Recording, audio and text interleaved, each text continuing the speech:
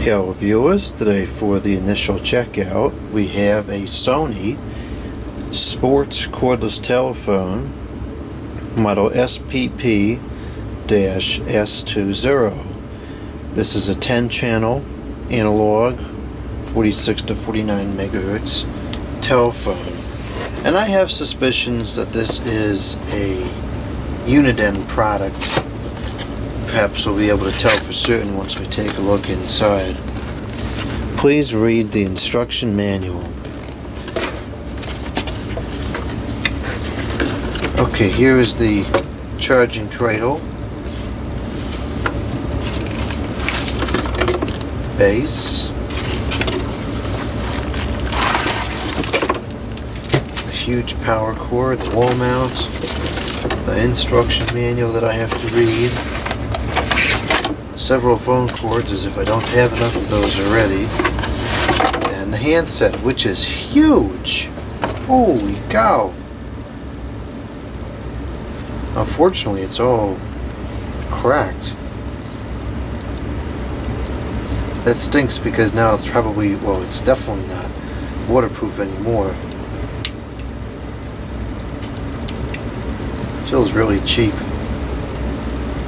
Maybe it's not a Uniden product. Oh, it's made in Japan.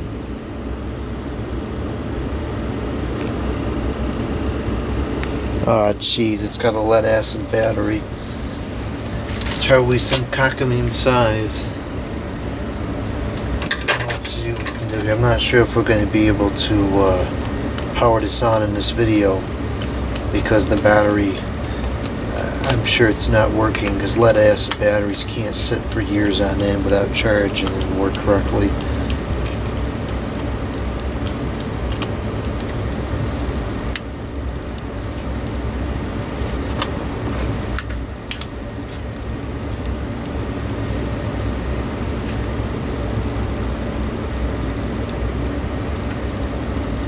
Saw tape on there, I'm not sure what that's for.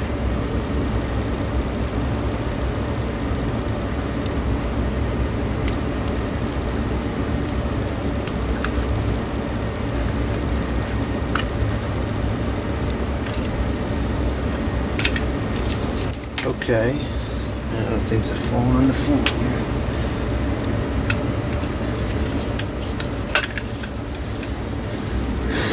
here. Okay, looks like this is the battery here.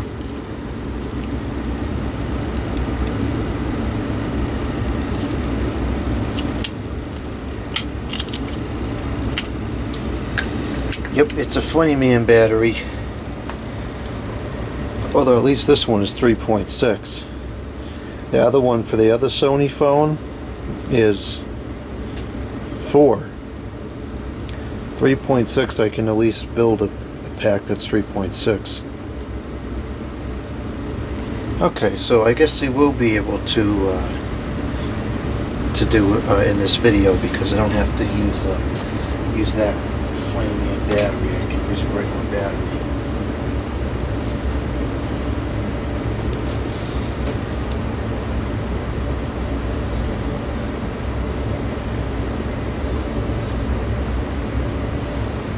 So what I'll do is I'll just try to fit in this battery here. This is a regular 3.6 volts nickel metal hard drive battery.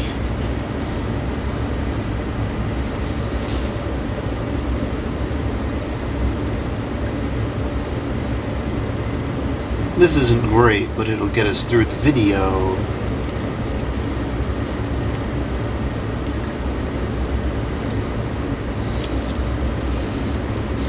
In fact, this is big enough I could have used a full-size battery with AA cells, but this is fine. It'll get us through the video.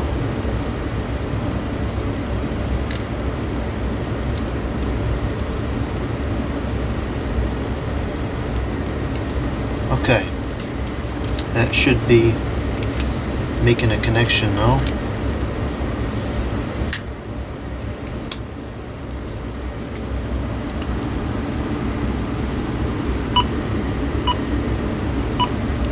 Looks like it's trying to work, so that's good.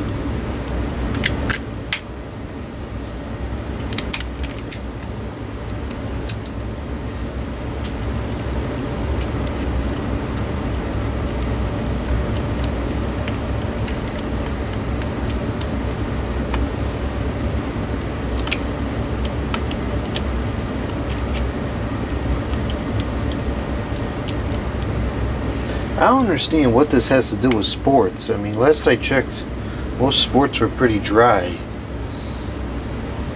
I don't know. Anyways, I'm not going to use this in the video. This is the wall mount. And we don't need them foam cords. Let's see what kind of documentation we have. We have a limited warranty. Oh geez, that's zoomed in too much.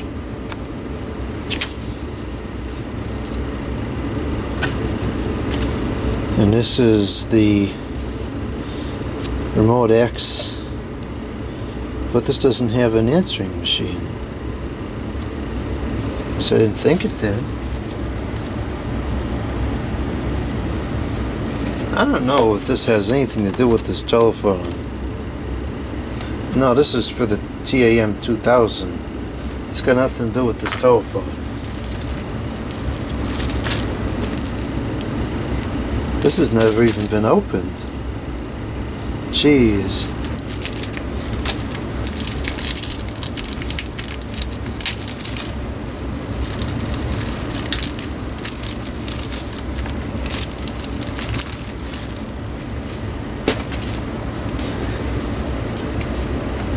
You know what? I should plug this in so it's charging up while we're looking at these other things. I know that battery has some charge to it, but I'm not sure how much.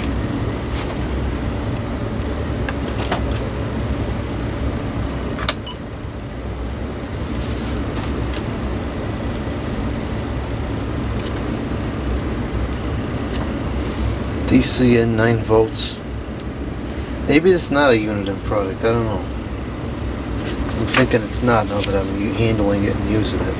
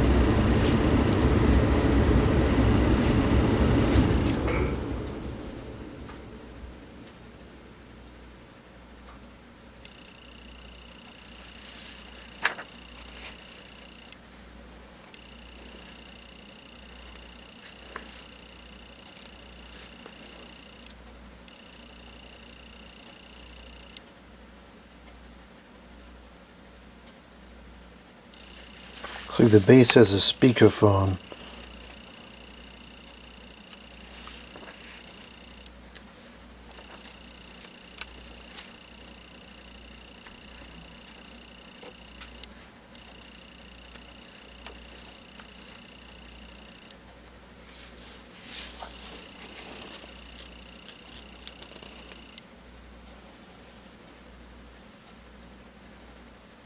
Two hours talk time, that's pretty good.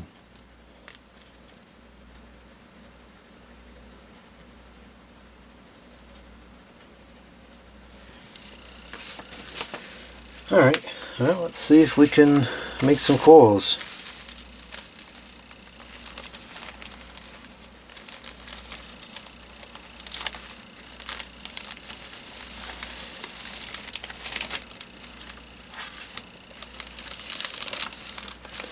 One of these limited warranty cards probably doesn't go with it either. I don't know how weird is, unless it was used in conjunction with it, maybe, I don't know. I don't know where that came from. May never know.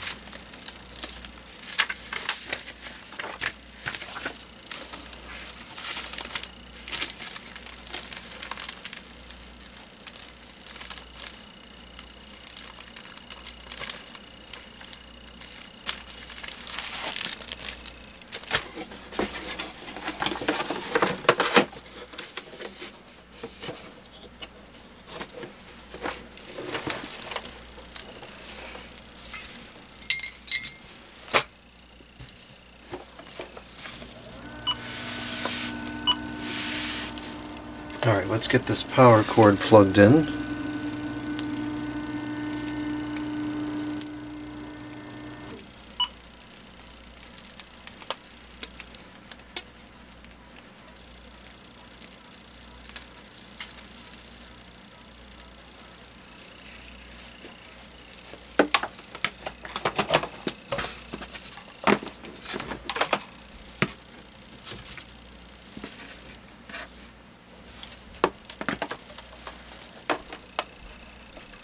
And we have line in and line out on here. You could set it up with a caller ID box or an answering machine or something like that. Another telephone, a corded telephone. Here's the informations. Made in Japan, so it probably still works. I think this dates back to the 90s, maybe mid-90s, somewhere in there.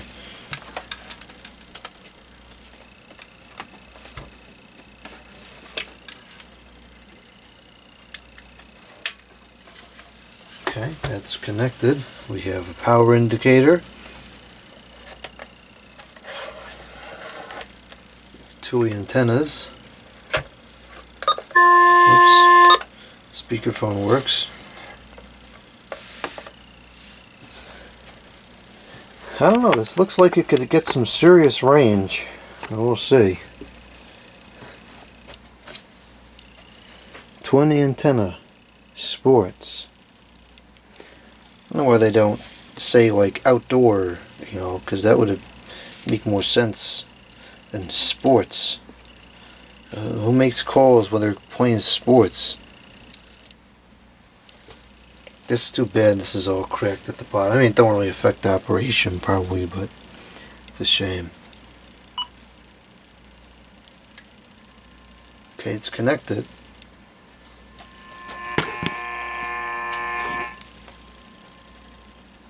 We're already getting the typical 46 megahertz sounds in here. It's got a very loud relay. That's pretty cool.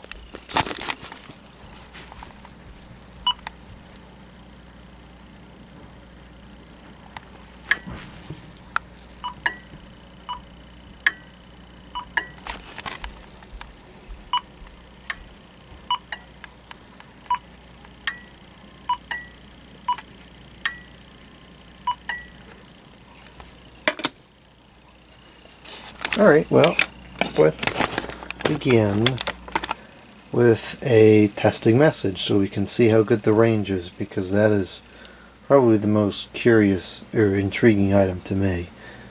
Okay, let's hear those blurry testing messages. 2 new messages and 3 old messages. Message 1. Goose goose, 1, 2, 3. This phone sounds like you're in a tunnel. Well, so far it's relatively clear. I'm exiting the studio now. I just heard that 46 megahertz buzz. And yeah, I'm hearing some static here and there. But if there's a little bit of static here and there for a very long distance, then, you know, whatever. I'm as far as I can get now, and now if I move around it does get some static, but it's still relatively clear. I'm going to have to test this outside to really get a good idea of how far the reception is. Seems like it has potential to work well. Okay, I'm back in the studio now. I'm going to change the channel. This is definitely not a unit-in product, because if it was a unit-in product, it wouldn't have so much constant background noise. Okay, changing the channel now. The channel was changed. I don't know if it changed fast enough for the machine to keep recording. Looks like it was. Okay, I'm going to hang up now from the button. Message 2. This time we're going to hang up from the base.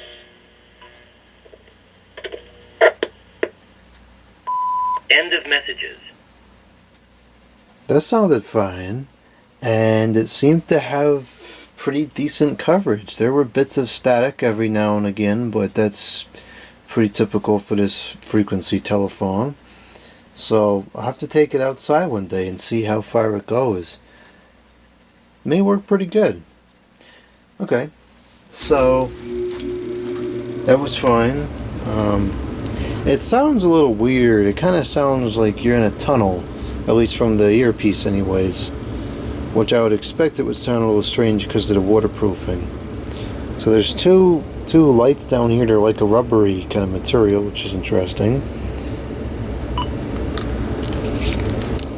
This one is for the ringer indicator.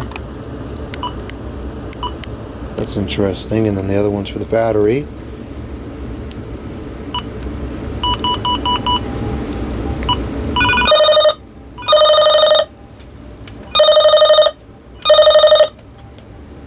Testing the intercom. Does the intercom work? 1, 2, 3. It would appear to work.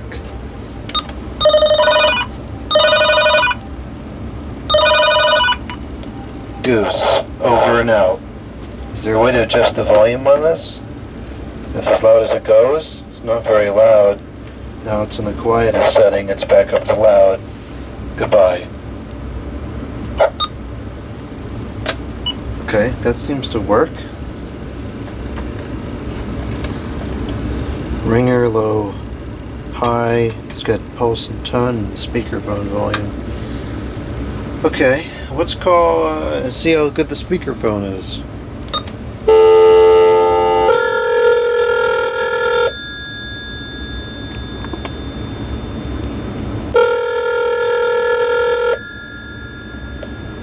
Geese honk. This is a speakerphone test. That was speaking very close to the unit. Now I'm speaking about a foot away from the unit, and it looks like the microphone on the top here is real. Okay, I'm going to move back from the speakerphone now. What about 4 feet away from the telephone now? 6 feet, 8 feet, 10 feet, 11 feet. I'm all the way across the room. Now it just cut off, so the pickup must not be that great on the speakerphone. 1 new message and 5 old messages. Message 1. This is a speakerphone test. That was speaking very close to the unit. Now I'm speaking about a foot away from the unit. It looks like the microphone on the top here is real. Okay, I'm going to move back from the speakerphone now, about 4 feet away. End of messages. Okay, so that speakerphone pickup is pretty limited. It's not terrible, but it's certainly not great. Okay, let's go to the mains and we'll make an outside call. I guess you can't use the handset at the same time.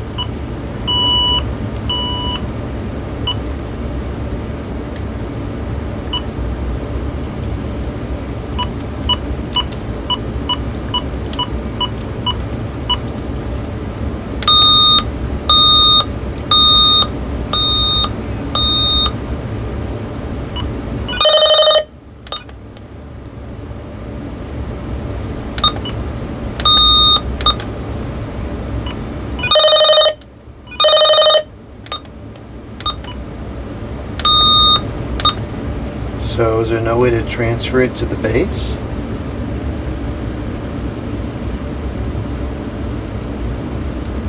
That's outrageous.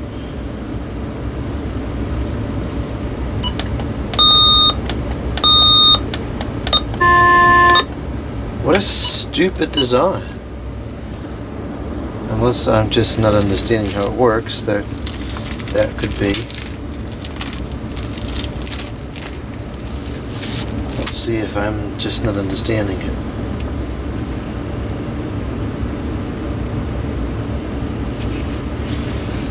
Okay, transferring a call 26.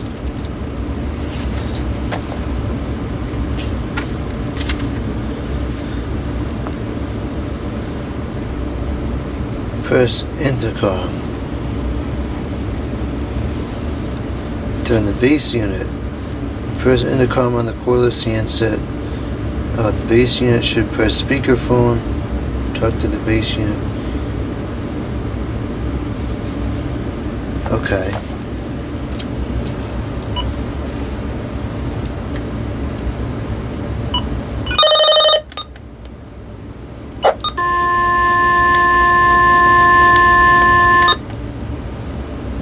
Okay, that's kind of a convoluted thing, because you have to press, I guess that's okay. It's just not very intuitive to me, but I suppose it makes sense because you want the control for the transfer to be from the handset. I don't know. That's how it works. Let me try again. Might as well just test the handset first and then transfer it over. Save a little bit of...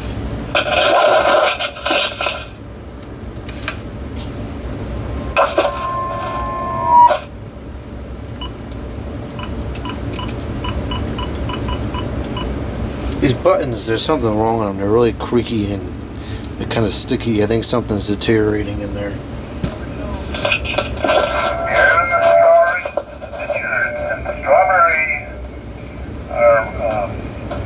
Strawberry fields are closed in the sunny afternoon. Your staff can't be with their families. So more on strawberries and blueberries later in this message. This afternoon our... Okay, that's working. Does this have volume control? I don't think so. It sounds kind of muffled. And the winery. And we have fresh picked Jones berries and jam from honey. That's probably just a result of the waterproofing. Okay, so now we're going to do intercom.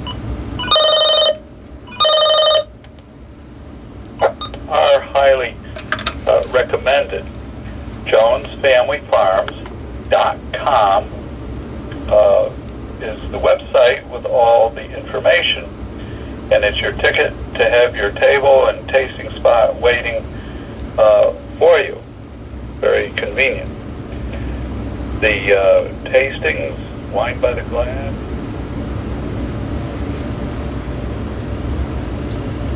That goes down to like handset volume. Sunday. Yeah. That's kind of weird. To encourage reservations, It's not a go bad to our speakerphone. website, again, JonesFamilyFarms.com. Alright, let's call it and see what the ring sounds like.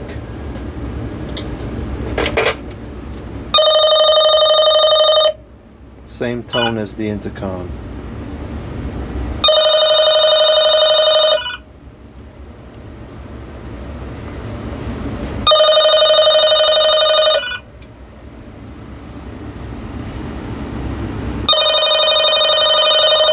Does not appear to be an auto talk.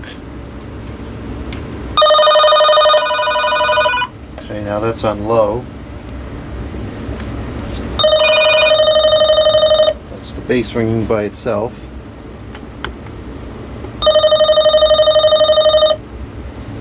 And let's turn this off. And I'll put this back on.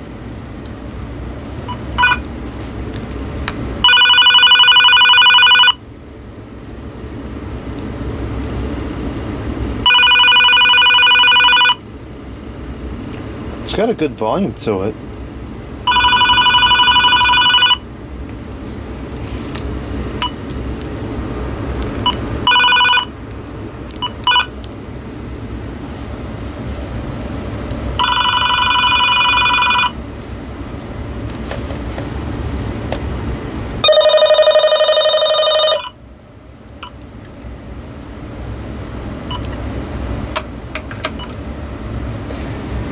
Alright, so that seems to work.